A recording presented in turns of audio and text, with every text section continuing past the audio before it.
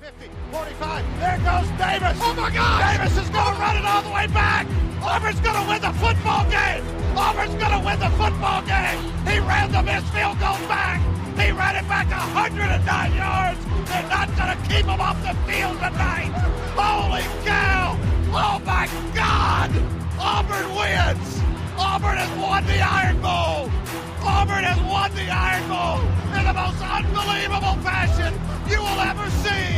Oh, football is back, baby. Welcome in, everyone, to a brand new edition of the Dream Wager, episode 548. Today is Thursday, July 31st, 2025. Kid, the summer's flying fucking by. How you doing? Yeah, we're about to be in the month of August. You know, we're leaving, shout out Dylan, his glory month. We're leaving Dylan's month. We go enter the month of August. A lot of big things are happening in August. You know, you got start of college football. Woo! You got the start of preseason, NFL, and then the NFL season.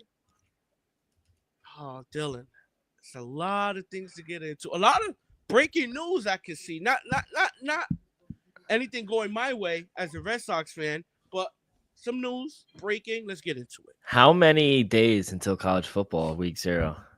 Shit. Definitely in the 20s now. I'm gonna say 21. Oh, so close. 22 days Wow. until week 0.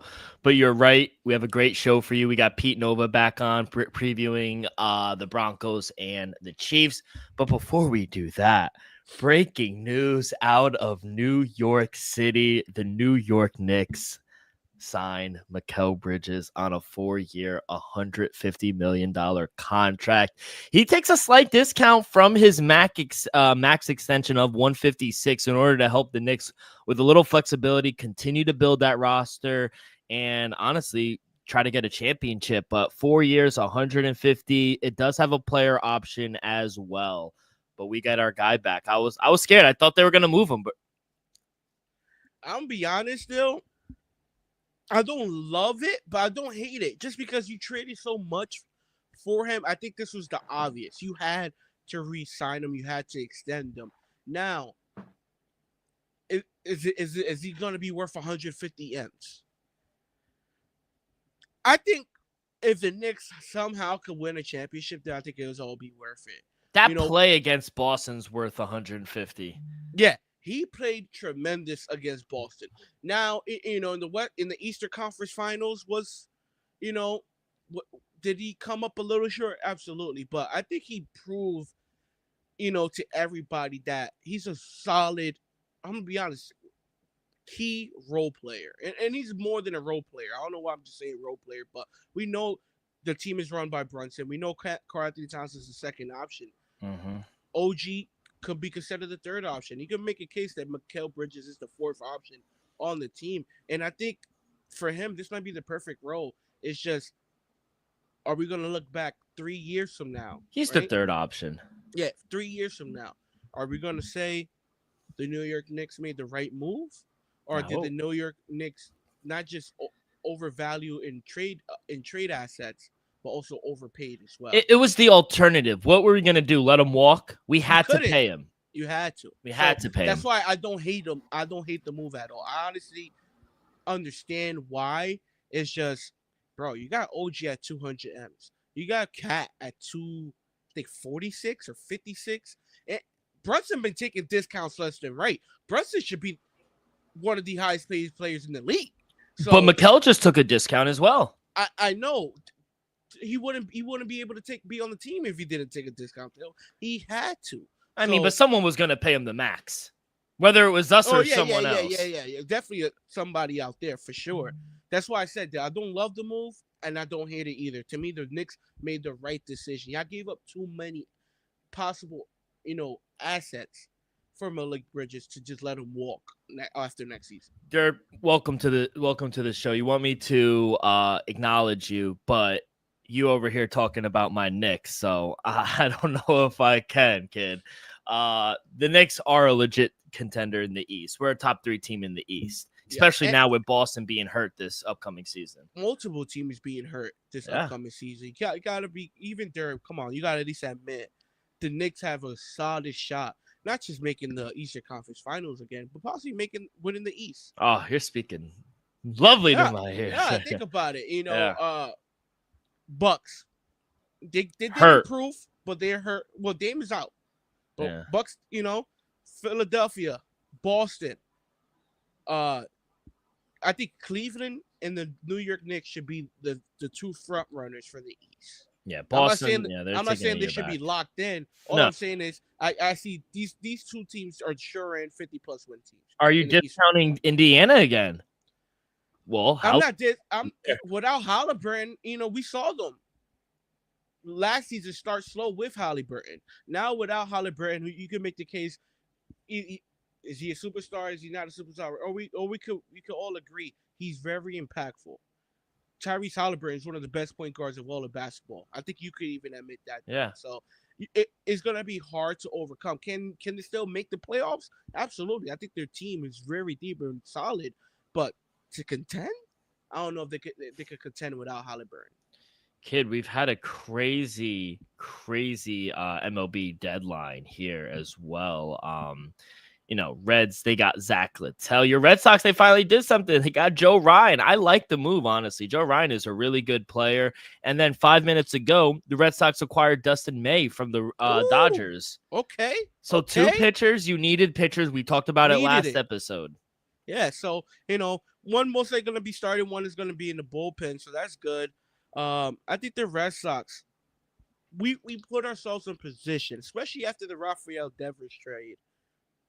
I'm not saying we're gonna, make a run deal, but all I'm saying is we're a playoff caliber team right now, and we had to make a move. Like I said a couple pods ago, it feels like 2018. We have the magic. I just don't think we have the solid 3-man rotation. Because come playoff time, you just need solid 3. I don't think we have a good 3 deep rotation, and I also don't think we have the bullpen. We have the closer in Chapman, who's still throwing 102, by the way, at 38. It's just, can our rotation in our bullpen get us to the 9th inning and Chapman and close the deal? It's crazy. I mean, Carlos Correa going back to Houston. The deal apparently looked dead about 24 hours ago. By the way, that's a win now move for Houston. I understand that they're in a kind of couple games out of it, but that's a win now move.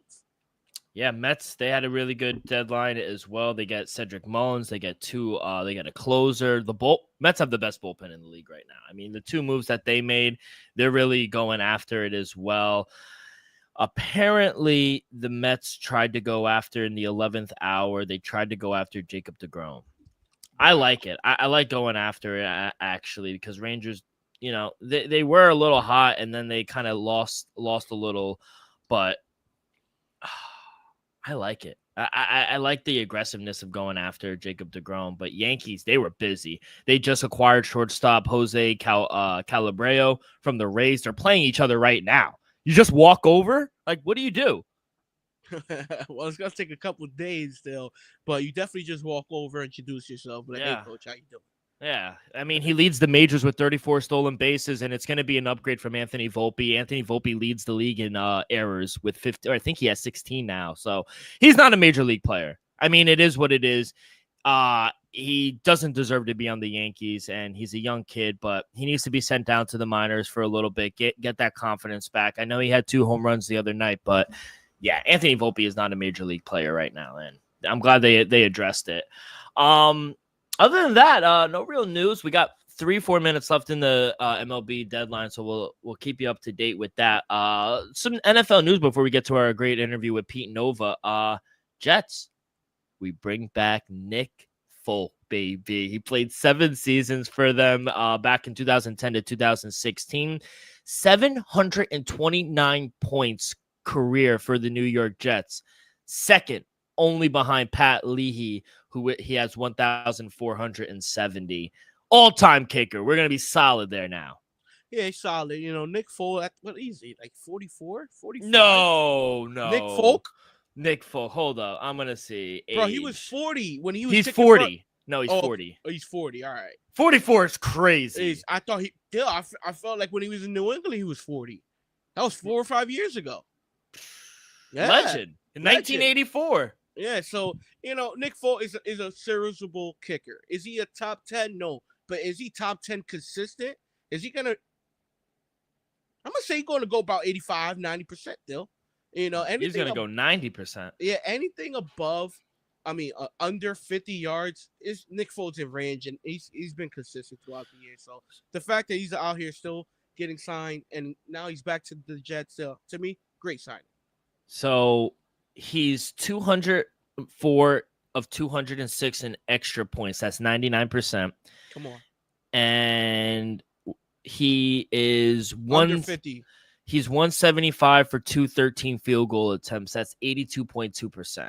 And I guarantee is 90 plus under 50 yards. I don't know. I don't have that number. That's a good thing. No, I'm telling you, he's a good question. He hit a lot of 38s, 42, 43s. I've seen it. Over 50 yards? Under 50. What's his percentage under 50 yards? Under 50 yards. Let me see real quick. Let's see if AI has that. He has 403 out of 478 under 50%. Under 50 yards. That's about like 88, 87. Yeah, and he's 47 of 70 on attempts of 50 plus. Damn, that's pretty good. That's what I'm. Yeah, Nick Folk. Yeah, it's Nick Folk. Come on now. He's a legend, bro. Like I said, great signing. And the fact that he's able to go back to the New York Jets, love it. Shout out him. I thought he was 44.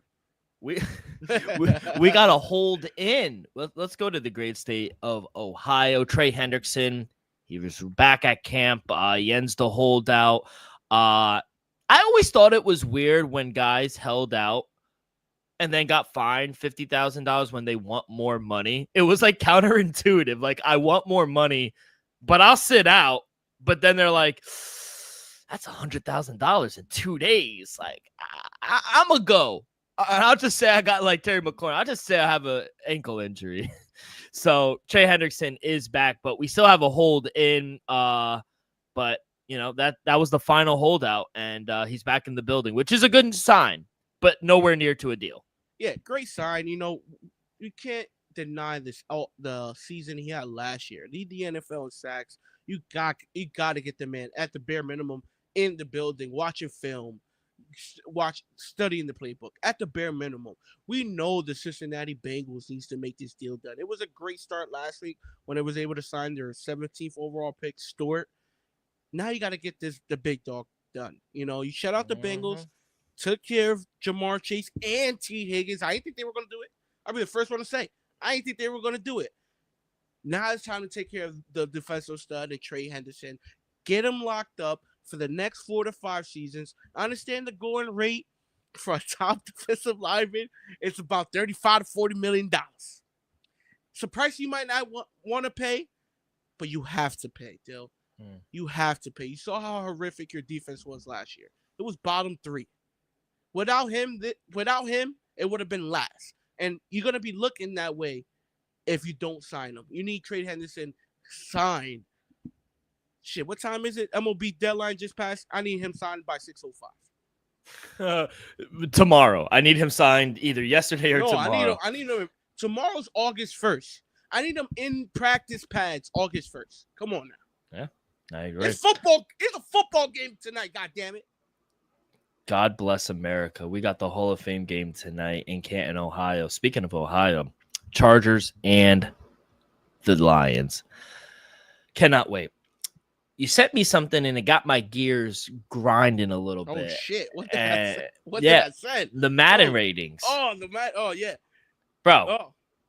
Do we? I don't play video games. I don't have a console anymore. But I was telling my girlfriend, I was like, I want to get back in. Maybe for Christmas I'll get myself, or maybe you could get me PS5. I was like, I really want. College football looks sick. 2026 looks really cool. It looked good last year. Yeah, I wanted to get it, so I want to get back into it, but I saw the ratings. Patrick Mahomes being 4th with a 95 is criminal. I mean, no disagreements. And where's CJ Stroud? He's not even in the top 10. Shit, I just noticed that. I'm the biggest Wow. Justin Herbert fan, but I don't think he's 7. Like, He shouldn't even be top 10. all right, let's relax. Let's be real. Let's be real, though. Let's be real. But bro, that was crazy. Lamar and Josh are 99 overall. Joe Burrow's third at 97. Then you got Patrick Mahomes. I don't understand that. Just I understand you don't understand, and there's no reason why Patrick Mahomes should be number 4. But let me try to explain why. All right, for the people out there, you can't deny last season those 3 guys ahead of him had a more productive season at the position than Patrick Mahomes. Josh Allen, MVP, Lamar Jackson right under. He could have. Who got farther? Dylan, let me go. Joe Burrow, I think he had damn near 5,000 passing yards, led the league in passing yards and passing touchdowns. So I understand. I can see why they're ahead of Patrick Mahomes, but we all know Patrick Mahomes is the best quarterback in football. I'm just letting you know why they're ranked ahead of him in Madden. Because last season, Joe Burrow, Josh Allen, and Lamar did have, let's just say, better stats than Patrick. That's all. But there's no doubt, I think, in anyone's mind, Patrick Mahomes is the best quarterback in all football. I don't even think it's like debatable at this point. Like, yeah, Josh Allen, Lamar. I'm the biggest Lamar fan. I think they're amazing. Like what they do on the football field. I've been saying Joe Burrow's number 2, and I know me and you go back and forth on that, but I think 95% of people would agree Patrick Mahomes should be number 1. Yeah. I don't disagree with the receivers. Jamar Chase and Justin Jefferson are the 2 best. They're both at 99. You got Amon St. Brown. I think it's a little high. I think he's a top 5 receiver, but he's at 3 at 96. Yeah, me personally, I would have had CD at number 3. Me personally, but not mad to me. No. Maybe Tyreek ahead of Amon St. Brown as well. And what I think is disrespectful is Garrett Wilson not being here. He's a top 10 receiver. He's better than Drake London. I think you took the words right out of my mouth. There's no reason why Drake London, and respectfully, I know Devontae Adams has had a great He's career, old.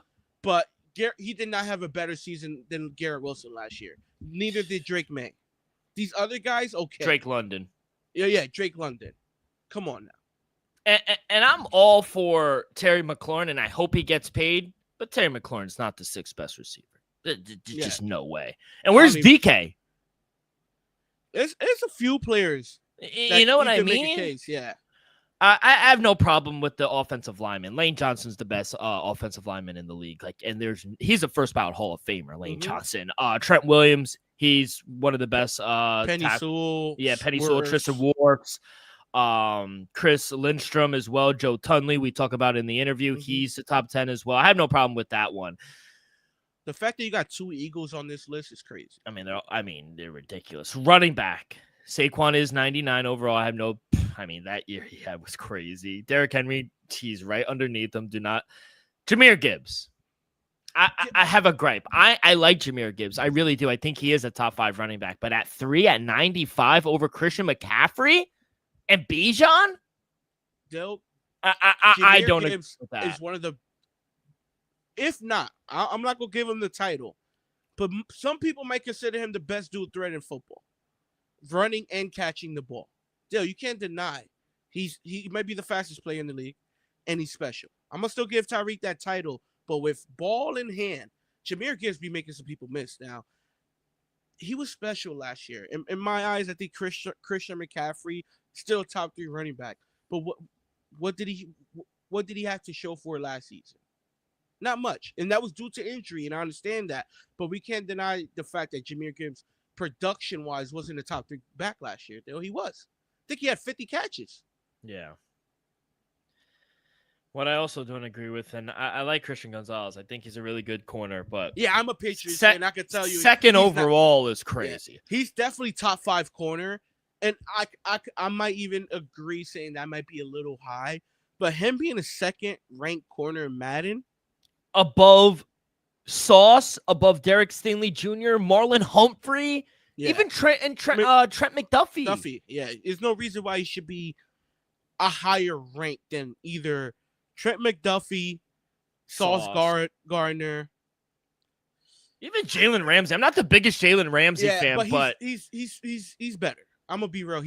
Right now he's better than Jalen Ramsey. Yeah, maybe. Or I would agree with that. But Jalen Ramsey, like his career has been crazy. Yeah, but we can't deny Christian Gonzalez. Patrick Surtain is no doubt the best corner in football. No, I disagree. I'm kind of surprised J.C. Horn is not on this list, but Christian McCaffrey is going to be a top 3 corners. Christian Gonzalez. You got your names today. My names, yeah. Christian Gonzalez, though, he might not be a top 3 corner today, but he might be tomorrow. I think that's the disagreement. I think whether you have him 1 or 2, it's Surtain's at 2 for me. It's I'm going to ride with my guy. I'm for the boy. Yeah, of course. I'm going to ride for my boy. He's number 1. And I got Surtain 2, and then I got Trey McDuffie at 3. I agree. I think J.C. Horn not being there, and I think he's getting slighted because he plays for Carolina, which is unfortunate, and I don't think that should be to me, the case. He's better than Jalen Johnson. Denzel Ward. Don't sleep on Denzel Ward now. I'm not high on Denzel Ward. I don't think Jair Alexander, do I still think he's the 8th best corner in football? When healthy. Maybe. Yeah. When healthy. Maybe. Yeah. But that's it, kid. That's all I got. Outside of that, anything else before we get to this interview? Oh, no, dude, that's it. Kind of been slow. Just a couple signings. That's all. All right, kid.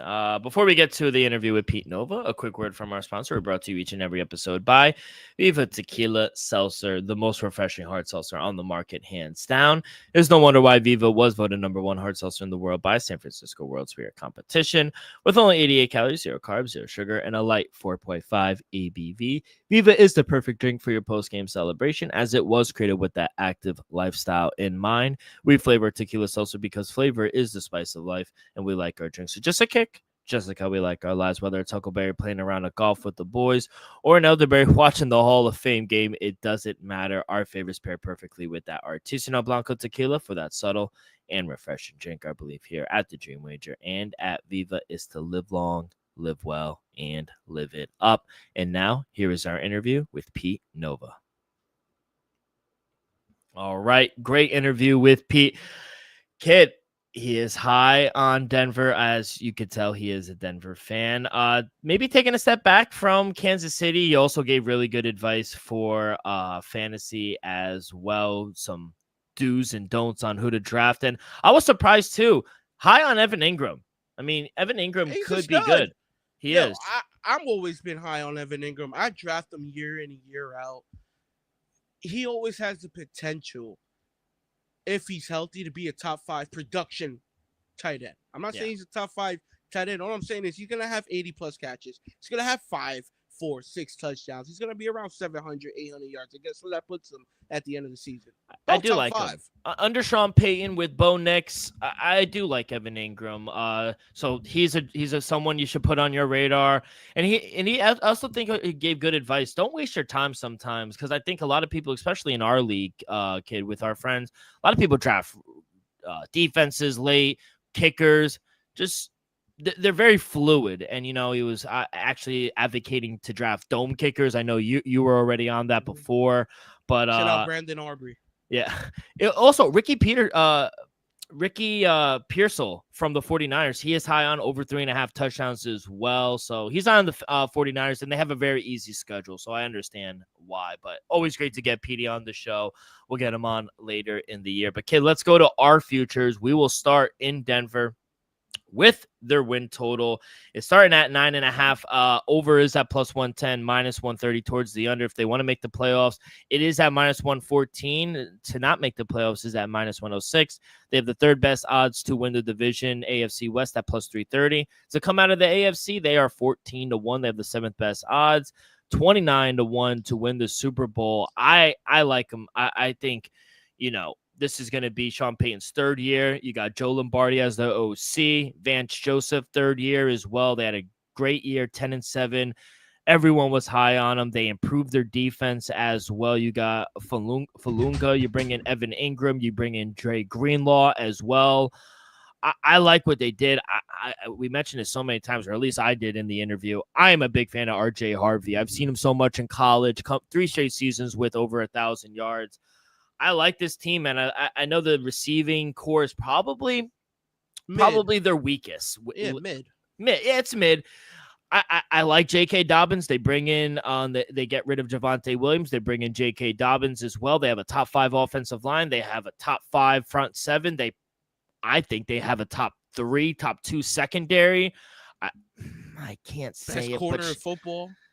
I can't say it, but Sean Payton is a good guy. I would say Bo Nix is a top 17, top 18 quarterback. I like this team, and I mentioned it on the interview, but they were 1-6 in one-score games last season because, he was a rookie. He was inexperienced, but he had a solid year despite everything, and I think he improved as the season went on. He's going to likely improve this season as well, and if the Broncos could pull out a couple more of these close games, I think they should win double digits. Love what they did on defense. They're already a top 5 defense, but then they bring in Dre Greenlaw. They bring in Fangula as well. 2 veteran stars. They join a great unit as well. Defensive player of the year as well in that secondary. If it all goes well, this could be one of the best defenses in the league, if not the best. And I think this running game, I mentioned it, Javonte Williams was not good last year. It had a lot to be desired for. Now that he's gone, they bring the rookie out of UCF. They bring in J.K. Dobbins. Hopefully he stays healthy. Behind that, ESPN ranked them the second best offensive line. I don't know if I'd go that far, but they are a top 5 offensive line. Behind that O-line, I think these running backs could have a really big year, kids. So I'm on the over. You're going to get plus money. I think they make the playoffs as well. I'm not going to touch them to win the division, but I like the Broncos this year. Yeah, I'm right behind you. I was telling Pete, I'm very high on this Broncos team. If Bo Nix is just able to keep it steady, I'm not a major drop back from his rookie season, but if he's able to take just a slight step forward, I think the Broncos could be a dangerous dark horse in the AFC. Like you was talking, I think the biggest improvement overall anywhere was the running back room. He was able to address it. You got RJ Harvey. I think he might be the week 1 starter, but we'll see about that. J.K. Dobbins, who had a tremendous season last year for the San Diego with the LA Chargers. Now you're going to be running right behind a top 5 offensive line, and we know Sean Payton, he'll dice it up, Dale. I think this is going to be a major improvement, especially in the running back room.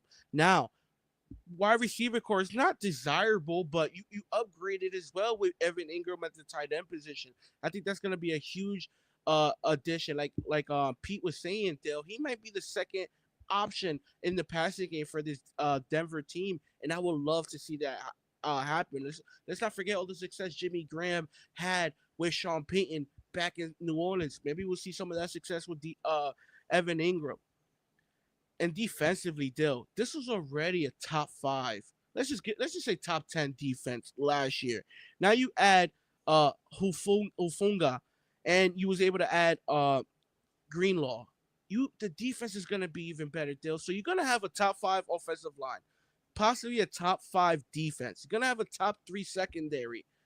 If the offense is able to take just a step forward, Dill, I might like this Broncos team to not just make the playoffs, still to go places. Give me the Broncos over 8.5 wins at -150. Give me the Broncos over 9.5 wins at +110. Dill, I'm gonna give them a shot at +330 to win the division. Dill, call me crazy, call me whatever you want.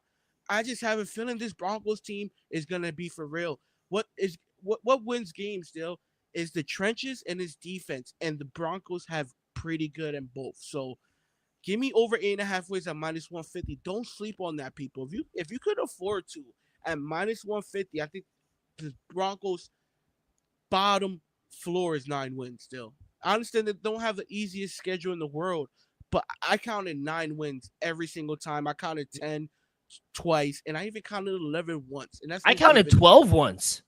Wow. And shout Yeah. out to 12, Dill. Shout out to 12. So give me over 8.5 wins, people. I can't stress this enough. If you could afford to, over 8.5 wins at minus 150 is a solid It's a little ticket. chalky though. It's a little chalky, Dill, but a 9 wins, Dill. Yeah, no, that's pretty... ridiculous. They're favored in 12 They're favored in 12 games. The only games that they're underdogs in week 3 against the Chargers on the road. They're underdogs week 5 on the road against the Eagles. That's the biggest game they're underdogs in. Week 11 at home against the Chiefs. They're underdogs both times against the Chiefs, and then on the road and week 17. In my opinion, they're live against the Chiefs at home. Yeah, they're only 1.5 point underdogs there. Yeah. And then on the road, week 13 against Washington. And did they beat the Chiefs last year? No, the Raiders did. The Raiders did. But I think they have a pretty soft schedule in the middle of that, especially towards the end, too. I think they could beat Green Bay. I think, and Pete was saying the games that they should win, Tennessee, Jets, Giants, Raiders twice. I think they should beat Jacksonville as well. So, yeah. That's what I'm saying. You count an easy 7. Yeah. They're going to get to 9. I agree. So, give me the over 9.5 at plus 110. Give me to make the playoffs, still. I'm minus 114. They deserve to be favored to make the playoffs. I understand it's not by much, but if you look, I know you hate when I say this. On paper, though, I think the Denver Broncos might end up being on my top 10 multiple times this season. I cannot wait to see our top 10s. Love that segment. Let's go to the player props. We'll start with Bo Nix. Incredible rookie season. 3,775 yards. That was 12th in the league. 29 touchdowns. That was top 6. Interceptions, he had 12. Pretty good. He didn't really turn the ball over that much. He was top 20 in QBR as well. I was curious to see his rushing yards, but they weren't posted. He rushed for 430. I agree with Pete. Sometimes he bailed a little earlier than he should, especially behind that offensive line. I think he'll be more of a pocket passer, but he can escape. He does have legs on him, and he's a tough kid as well. But his passing yards for this season is sitting at 3,500.5, minus 114 both ways. And his passing touchdowns. I know during our interview, Pete found a 22.5. If you don't mind paying the chalk, that's ridiculous. Yeah. I see 24.5, anywhere from 22 to 24. Kid, I gotta go over. I think he went over both of these in his rookie year, and you could say that he's going to get better this year. And I think he has more help. Pete was talking about Evan Ingram having the second leading the team, or having the second most targets or catches for the team. Yeah, the third most catches among tight ends over the last 3 seasons. So that's one of the quarterback's best friend is a tight end. You bring in a guy like Evan Ingram who's been there and done that. I like both of it. I think the 35 is justified. 22 to 24 touchdowns is kind of low for Bo Nix, who loves to air the ball out, especially in this offense. So I love both overs. Yeah, I love the over 24.5 touchdowns on minus 114. Don't get me wrong, I like the over 3,500.5. He had 37.75 last year. I do expect him to go over this mark, but if I've really had to bet one for the entirety of the season, give me over 24.5 touchdowns on minus 114. He had 29 last season, and I'm kind of with Pete on this one. I don't expect him to hit a major jump, have 35 passing touchdowns and whatnot, but I wouldn't be surprised if he's around the same number, 27, 28, maybe 32 passing touchdowns for the kid. So give me Bo Nix. I love the over 24.5 passing touchdowns. There's no running back props, but like I said, I think this running back room has improved. Improved, yes. I was gonna say involved, but I didn't like that. But it's definitely improved. I like JK as long as he stays healthy. I think a little pushback. I don't know if they would start the rookie out of week 1. I think if he's healthy, I think they'll start JK.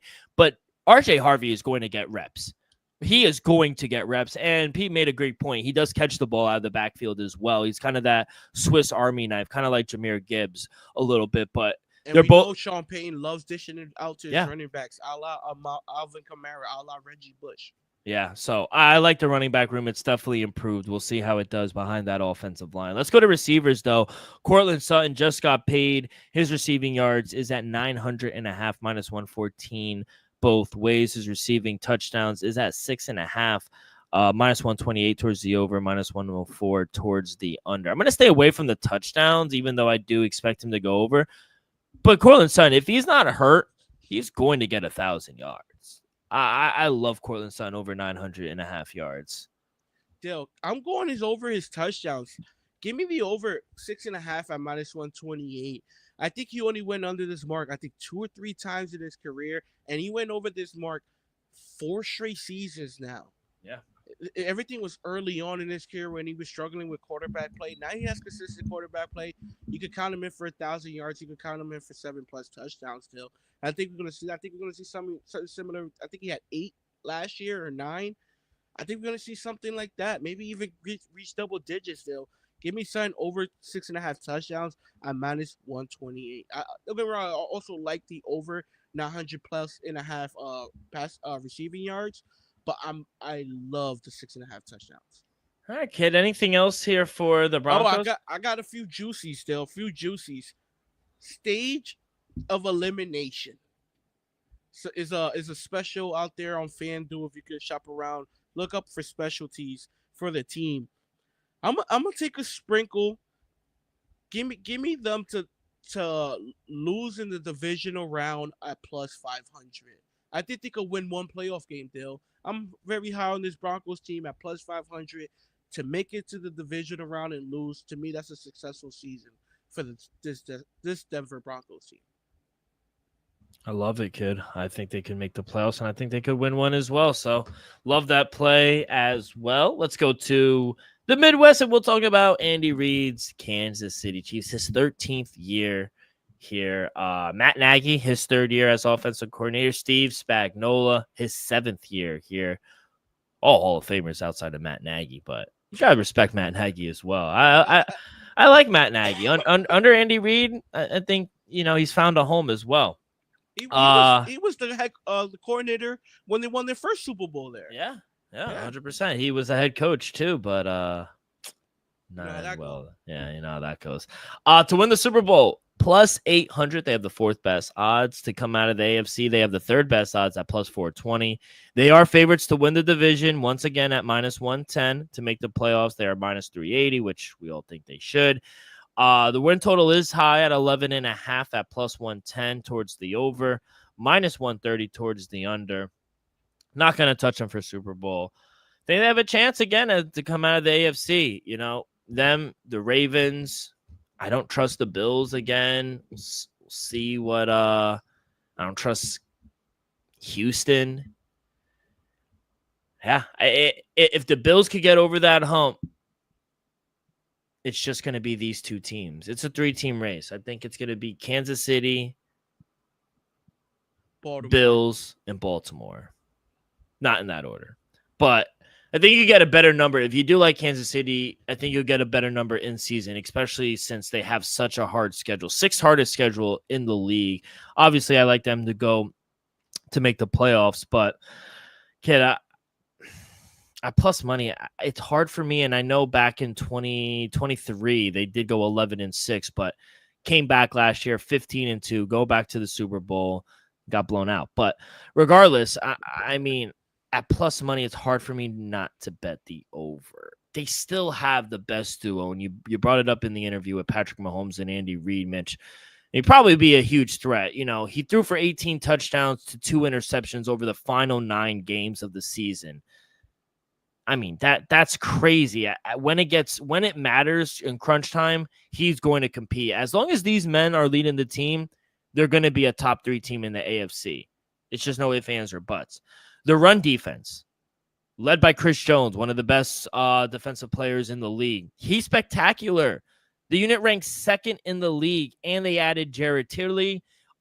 He's a good rotational piece as well. The pass rush is also quietly good. They ranked 11th in pressure, but they only managed 39 sacks. That was 18th in the league. I think if this defensive line gets a little more production this season, I think it's going to be a problem for the rest of the league. I love their front 7. Their pass rush is good. They get pressure. They just don't get home all the time. So I think this year they'll get a home a little more. Love their secondary. I think they have a top 10 secondary.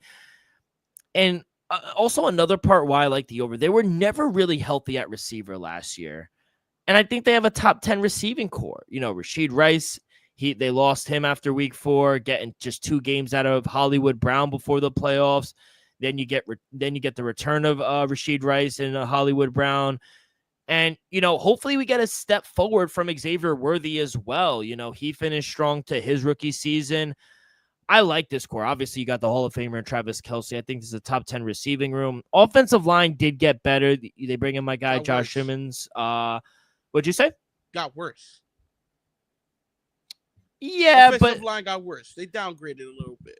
A little bit, but I do like Josh Simmons. I think he could provide a boost, especially if he's going to be healthy. I know they lost Joe Tunley. Jawan Taylor is also coming off a poor season as well. They got lucky last season. I think in one-score games they got a little lucky. I think they have a top 15 line. I don't think that's out of the loom. Yes, it's not the strongest suit. They have the best quarterback in the league. I think the problem with this team is, and I think Pete said it perfectly on the interview, their run game is terrible. So they're a little one-dimensional. It's just, can you stop them? So I don't know if a lot of teams are going to stop them, and they get a lot of their tough games at home, kid. We mentioned it. You get the Eagles at home. You get the Ravens at home. You get the Lions at home. You get the Redskins at home. You get the Texans at home. You get all the tough games, quote unquote, at home, which it's tough to go in an Arrowhead and win. So in general, I like the over. You're getting plus money as well. And I think they'll win the division as well. Yeah, Dale. Just to echo a little bit of things you said, we can't deny how special and great these Kansas City Chiefs been for about 7 straight seasons now. Like I asked a question to Pete in the interview. Why do so many people out there, especially the media, think this Kansas City Chiefs team is going to take a step back out of nowhere? I understand they didn't, let's just say, make splash acquisitions in the all-season deal, but they didn't. It's not like they got worse. They got kind of the same team together, and in my opinion, they're still a top 3, top 4 team in the NFL. Give me the over 11.5 wins at plus 110. I think the Chiefs are always, if healthy, are going to be a 12-5-ish team. Can they go 11-6? Yeah, maybe. But I think they're going to be around 12-5, maybe 13-4, because they just know how to win these games. Even last year, got some luck. Gotta come with it as well. How many calls did they get down the stretch that went their way? Will those calls keep going their way? We'll see about that deal, but it's just tough to bet against Andy Reid and Patrick Mahomes. Give me the over 11.5 wins at plus 110. Give me them to win the AFC West, even though I like the Broncos. I think they're live. I also like the Chargers as well. We'll talk about them in a couple of days. But give me the Chiefs to win the West at minus 110. Give me the Chiefs over 11.5 wins at minus 110. I love it, kid. All right. Any like props like before? Because I know you said Broncos to reach a certain round. You think they can make it back to the AFC Championship? Do you agree? It's a 3-team race. I can make a case it's a 4 or 5 team race, but I agree with you. Who? So it's the top 3 that I mentioned, correct? Yeah, definitely the top 3. Those are the top 3 to me. The Chiefs should be the favorites. I think Baltimore should be second, and then Buffalo. They have to prove third. It that they could get over this hump. Exactly. Now, a team that would throw out there. Oh, don't. I have a feeling you're going to say one team. Who? Cincinnati. No. Okay, good. Okay, cool. Well, I would throw them out there, but that's not who I have. Okay, good. Who are the? I wouldn't be shocked at all if Cincinnati makes a run. Okay. Yeah. Okay. But who's 4 and 5? I think the Houston Texans should be in the conversation. I'm not saying they're gonna win the AFC. I'm not saying they're gonna go out there and win the Super Bowl. All I'm saying is I think they're gonna be better than where they were last year. That's fair. If they are, they have a shot to contend. And Dale, we're speaking about this team just about 10 minutes ago. Oh, the Denver Broncos. I'm telling you right now. Wow. I might have a ticket for the Broncos to reach the Super Bowl. Wow. To reach the AFC Championship game. I think the Denver Broncos, not saying they should be, but in my opinion, they have the shot to be the 5th best team in the AFC. Not saying they will be. Wow. But wouldn't be surprised if the 5th seed come January. That's crazy. I did not expect that one. I expected Houston because I do think but I agree to your point. And yes, Munov, I still think they're a year away. Yeah, I but think would they're you be shocked? talented. Or would you be shocked if they're I a would top be. 4 seed? Top 4 seed? No, I would That's not. my point. Yeah, You're a top 4 but I seed, would you be. should win a playoff game. You should win 2 playoff Yeah, you games. should win a playoff game, but I would be shocked if they got to the AFC Championship Me too. because they just can't beat the Kansas City Chiefs. But I wouldn't. Honestly, let me take that back. I wouldn't be shocked. I wouldn't be shocked at all. I would. Because they were a game away from the AFC Championship game his rookie season. We was hot take. Hot take. I think Denver's better than them. I think so too. I love but it. we can't. But who's the better quarterback? CJ Stroud. Come on. Yes, I would agree. All right, kid. Let's get to these player props for Kansas City, and we will start with the best quarterback in the league. It is Patrick Mahomes, 4,000 and a half, -114 both ways. Passing touchdowns is at 27 and a half. I mean, Patrick Mahomes going back to the Super Bowl last year. What is your what's your thought here on Patrick Mahomes? To be honest, I feel like they're disrespecting Patrick Mahomes just a little bit. I understand people. I don't want to say a down year, but for Patrick Mahomes, it was a down year. They were one-dimensional. Yeah, you could make the case it was a down year. But people, I can't stress enough. Since Patrick Mahomes became a starter, he's went under this total passing yards just once in his career. And it happened to be last year. Yeah. Happened to be last year. Why the hell is Vegas hanging 4,000 flat and a half? The man averages around 4,600 passing yards a season, 5,000 plus seasons. 2 times he went 4,700 plus. Yeah. I don't understand it. I understand last season wasn't his best. But Dylan, I just made the case. And I think you agree. Patrick Mahomes is still the best quarterback in football. There's no debate. People, I don't throw out this word a lot. But I'm telling you right now, give me the over 4,000 and a half as the lock of the summer. Wow. Lock of the summer, people. Is that your favorite player prop? That's my favorite player prop of the whole offseason. Maybe there's other ones that I like, because they're juice. But I'm telling you right now, people, if you could afford it, Patrick Mahomes to throw let me just tell you right now. Patrick Mahomes to throw for 4,000 plus passing yards is -130. And then his over at 4,000 and a half is -114. That's crazy. So just think about it like that. They already know he's going over. I'm telling you right now, people, give me the over 4,000 and a half and give me over 27 and a half passing touchdown as well. I think he's live for 30 plus still. I don't understand. He went 2 straight seasons under this mark. Kind of shocked by that. I'm kind of surprised he went 2 straight seasons under 27 and a half. There won't be a third. Prior to those 2 seasons, 41 passing touchdowns, 37, 38, 26, and 50. Give me Patrick Mahomes for 30. I'm going to say 32 plus passing touchdowns and over 4,500 passing yards. I love it. Yeah, the 4,000 is ridiculous. I mean, he's only gone under it one time, and it was last season, and arguably he could have made that one extra game. And he has one better game. I think they're going to be a little healthier. I think their offensive line might have taken a hit, but I do think they'll be better this year. Yeah, I got to go over. This is ridiculous. And at -114, I like. I would stay away from the touchdowns, but I do like the over 4,000 and a half passing yards. No, again, another team with no running back props. Isaiah Pacheco, he'll probably be RB1. Then you got Kareem Hunt in the he always pops up in the playoffs. Kareem Hunt just goes crazy in the playoffs. Yeah, during the season, people, I would strongly look at, if it pops up, Kareem Hunt over touchdowns. He's gonna be the red zone back. He's gonna get that 3rd down, maybe 4th and goal as well, and he's gonna be able to punch it. And we even saw it last year, late in the season, when Pacheco was dealing with the injury. Kareem Hunt ended up being the starting running back. We saw in the Super Bowl, he was RB1. I understand Pacheco was probably listed as RB1, but Kareem Hunt got majority of the carry. Hit the over, by the way. Anytime touchdown or the over in the Super Bowl. But not the here or there. I think Kareem Hunt, if you're able to get his over touchdowns anytime this season, I would smash it. I think he's gonna be somewhere around 7, 8, maybe 9 rushing touchdowns. Let's go to Travis Kelce, first ballot Hall of Famer.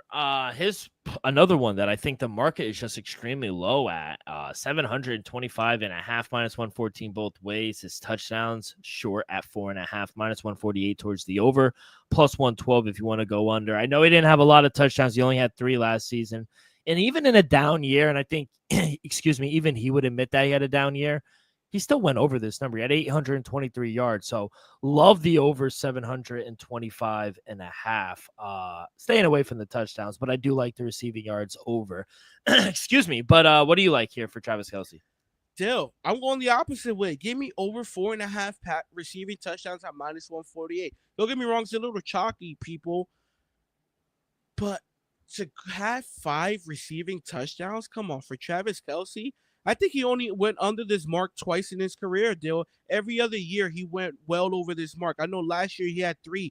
The year before that, 5, 12, 9, 11, 5, 10, 8, 4 once in 2016, and then 5 and 5. Still, he only went under this mark twice in his career. He has Patty Mahomes. He had 97 receptions last year, only 823 receiving yards.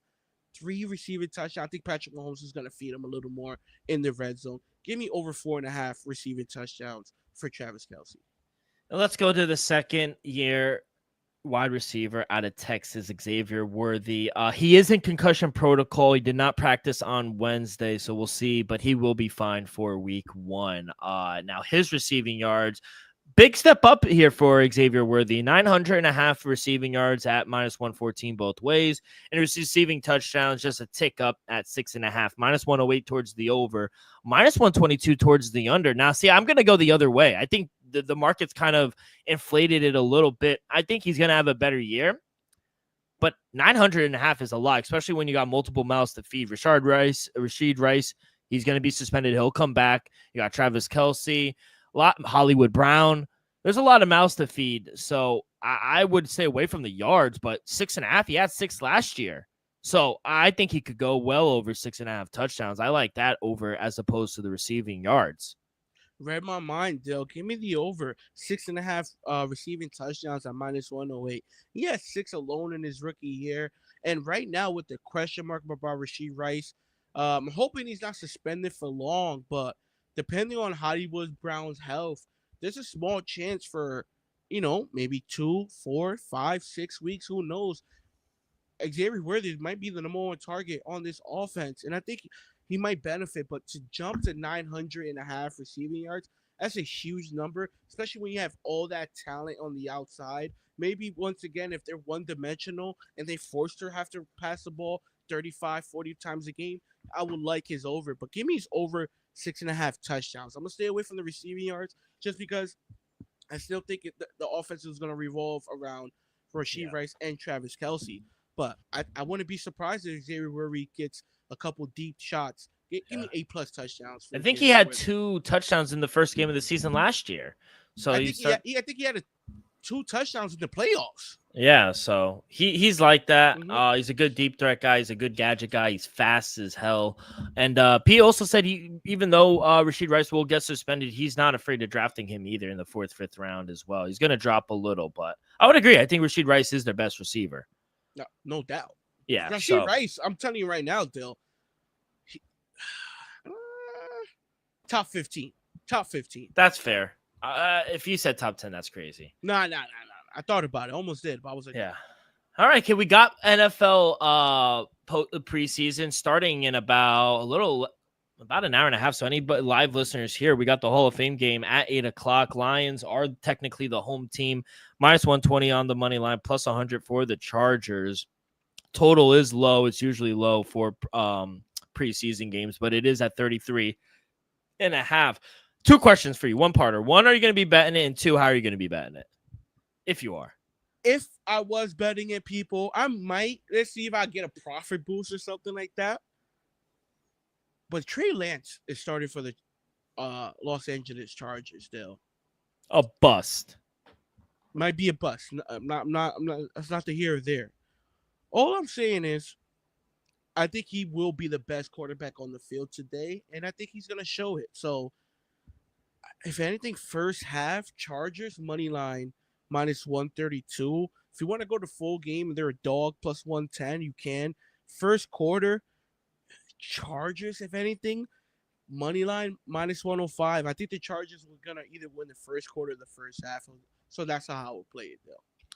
Yeah, historically the under has been a good bet in this game, though the last two games have gone over, and last year's game would have gone over this total as well. John Harbaugh, he's how well known he is, great preseason bet. But his brother Jim has not quite been as successful. 10-6 ATS in the preseason. Dan Campbell is just 3-6 ATS in the preseason in 10 games. So, as for like personnel, we're definitely not going to see Jared Goff and Justin Herbert. Probably Trey Lance, Taylor Heineke. No, he started. Trey Lance is starting. That's but like he's not going to play the whole game. You got DJ. If he plays the first half. Kyle Allen, he'll make some plays as well for the Lions. Hayden Hooker, your boy, Hayden Hooker. So I don't know. Taylor Heineke. As much as I like Taylor Heineke, he struggled last preseason though. But he's gonna light them up. 20 for 44 with 206 yards and no touchdowns or against interceptions. the first string. Now he's gonna go against the third string, second string. Now Trey Lance is starting. Stidham is gonna come in and not Stidham. Taylor Heineke is gonna come in and light them up. I would anticipate maybe watching this game. Detroit going to be a little more pass heavy. Lions, they're a little more thinner as well at running back. Jahmyr Gibbs, David Montgomery, they are definitely not going to be playing as well. So, and let's not forget, they're going to be trotting out offensive linemen out there. They're going to need a starting center. So whoever's going to be the starting center tonight, keep an eye on them. I'm going to take the Lions here straight up. I saw -112 earlier, -120. I don't mind it. If you want to lay the -1, -1.5, I don't like that. Detroit's practices have reportedly been extremely physical to the point where players had to be reminded to tone it down a little since they were beating their teammates up. That's a quote. So I expect Dan Campbell got the boys fucking going. I expect them to be flying off the ball, hitting, jumping on guys. I think they win here. I don't know if the Chargers are really going to take this one serious. I'll take the Lions. They want it more. Under Dan Campbell, I think they want it more. So I'll take the Lions. I'll lay the -1, 1.5 at -110. But that's what I like here, kid. And you said you would take the same thing, right? Or no? No, I'll probably go with the Chargers. Oh, I like the first quarter more. Wow, Like I said, man, I think Trey Lance, Taylor Heineke, going to be the better quarterbacks on the field tonight. That's all. Allegedly. All right, kid. After all the MLB talk, we got a great Friday. I'm on a historic run right now, kid, in baseball. Do you want to know my play? What I've been 5 winning days in a row. I went 2-1 last night. We're 14-3 in our last 17 bets for the MLB. 5 winning days in a row. I'm off to a 1-0 start today. I only had 2 plays. There were only 3 games, so I'm off to a 1-0 start. I only have 1 game left, so it's either we're 1-1 or I go 2-0 again in 6 straight winning days. We got Reds -1.5 for tonight, but kid, I've just been seeing the board really good here for baseball lately. How about yourself? I say that tongue in cheek. Yeah. Cold as balls. I'm gonna be real, people. I got 1 play for tomorrow. Didn't love anything for today. If anything, kind of like Cincinnati, but kind of chalky at -160. That's why I took him on the run line. Yeah. So I only got 1 play for tomorrow, though. I'm gonna just start off for tomorrow. Then you could just rattle yours off. Though I would advise people to definitely lean towards Dylan's way. If Dylan follows my play, be advised. My only play for tomorrow: St. Louis Cardinals taking on the San Diego Padres. Padres 5 winners of 5 straight. We know how good they are at home, and that's why I'm gonna take them. It might come back and bite me in the butt, but give me Nick Pivetta on the mound. Give me the Padres minus 142 on the money line, Dill. I'm gonna go with them, laying a little chalk. Gotta fade the Cardinals, Dill. I've been struggling as of late, so if you want to fade me, fade me.